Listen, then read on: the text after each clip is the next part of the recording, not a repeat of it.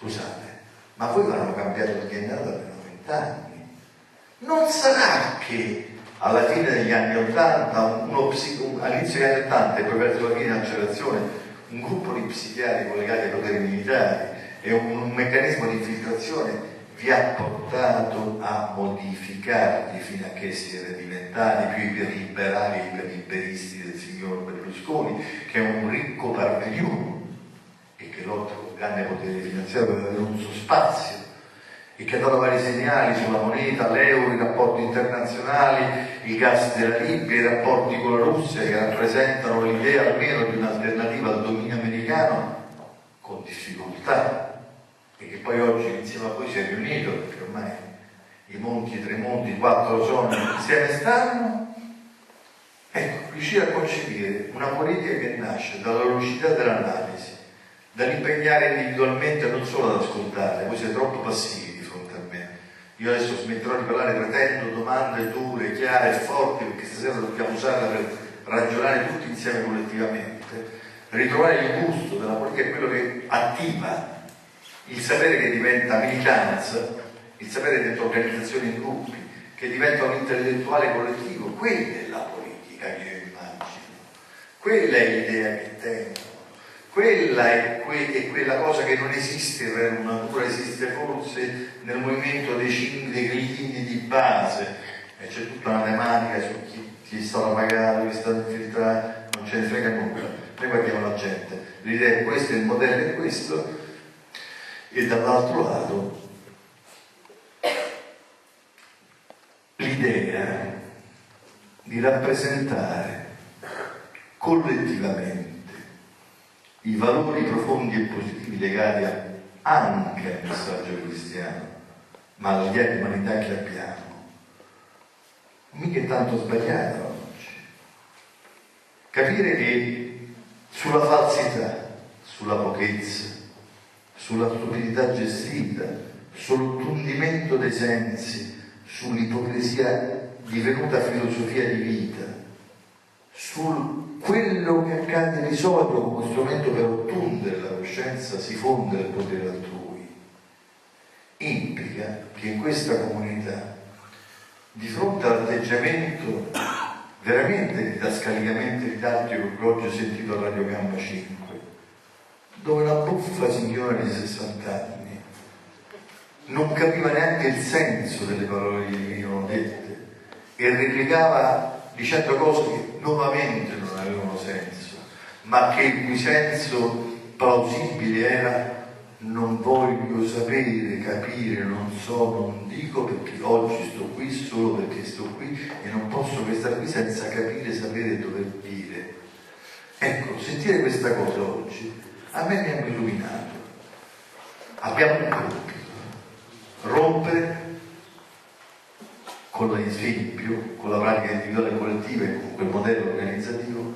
le false coscienze individuali. Per farlo però bisogna usare uno strumento che non è finalizzato all'individuo, ma a un nascere collettivo di individui sani portatori di un sapere, di curiosità intellettuale, umanità, valori.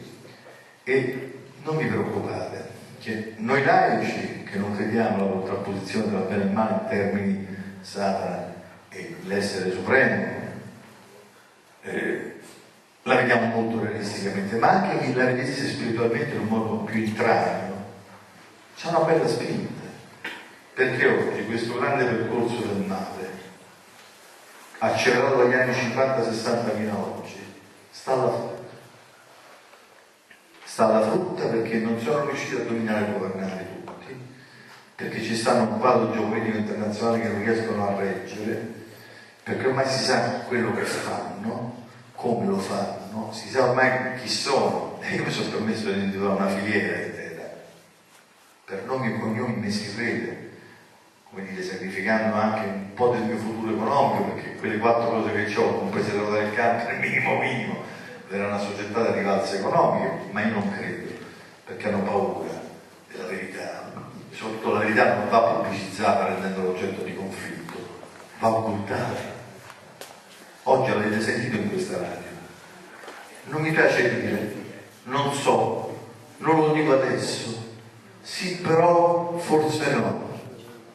La verità non va neanche parlata, non va suddorata, non esiste. Esiste solo la falsificazione verbale, la falsificazione psicologica, l'intendimento. E allora, gli obiettivi sono questi, il percorso è questo. Questo filo che lega la morte di Kennedy, la morte di la morte di Mattei, la morte di Moro, la morte di Falcone Borsellino, la morte di questa ragazza di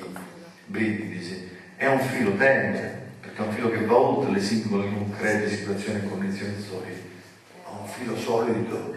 perché esiste una dialettica tra poteri forti e spinte democratiche. Noi abbiamo bisogno di una piccola rivoluzione culturale, collettiva e individuale. Io vi do un obiettivo doppio: riprendetevi questa radio in mano, perché quello che hanno fatto è una violenza alla libertà di coscienza,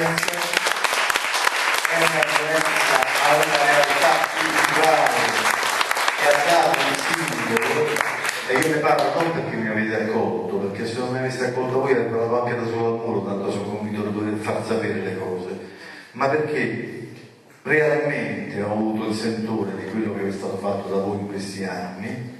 e se non ve la riprendete, fatela. Ricordatevi quella canzone: se una radio è libera, ma libera veramente, ci piace ancora di più perché libera la gente. Sì. Noi siamo anche figli del 68, io ne sono orgoglioso,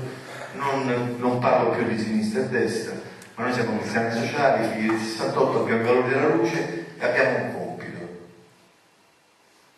salvare per i nostri figli e i nostri nipoti questa umanità con equilibrio, con un quotidiano zero, senza atteggiamenti da guru, senza atteggiamenti da maestri, ma sapendo che siamo dalla parte della ragione e che abbiamo un sogno banale: ridare all'uomo l'umanità, ridare l'umanità all'uomo libero e costruire un terzo millennio nuovo alla faccia loro.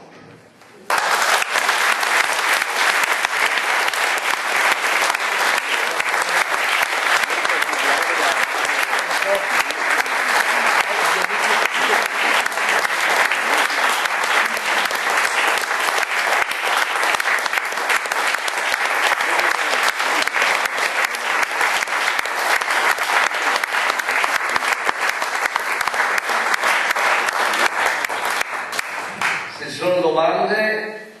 approfittatene. Ma dobbiamo andare con armi o con la nostra presenza? Dobbiamo commissariare la radio? Adriana, per favore. L'unica cosa che ci regge impotenti è la loro violenza. Confrontarsi alla lampo maniera con il potere che usa la violenza e il potere militare è, oltre che falso sul piano etico e morale, da utili idioti. Noi dobbiamo smontarli le armi, scaricarli i caricatori, portare un sapere con Dio, perché noi siamo la maggioranza, perché i nostri valori riguardano certamente l'umanità, quindi mai confrontarsi. Loro predicano la violenza estremistica, la violenza terroristica, loro la usano strumentalmente, quindi noi non abbiamo solo una scelta, noi abbiamo dei punti di riferimento importanti, anche Gandhi, la rivoluzione pacifica in Sudafrica contro l'apartheid, una delle cose più violente nella storia dell'umanità, un Martin Luther King, certo è stato ammazzato sempre da alcuni poteri forti, ma insomma i modelli non sono questi solo perché siamo utopici, idealisti e etici, ma perché solo di lì passa, ed è passata la vittoria storica, altrimenti l'India sarebbe ancora l'impero